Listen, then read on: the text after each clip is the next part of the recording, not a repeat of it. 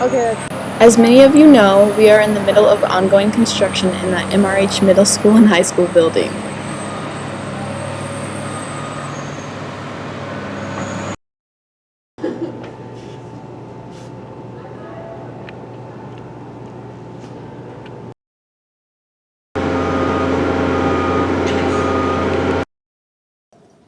As more and more bathrooms began to be shut down for construction purposes, we decided to ask Dr. Grauer a couple questions regarding bathrooms construction, among other things, and came to find out that the bathrooms will likely be completed at the end of the spring. We also found out that the building should be completed by next year, around October or November, if there are no other delays.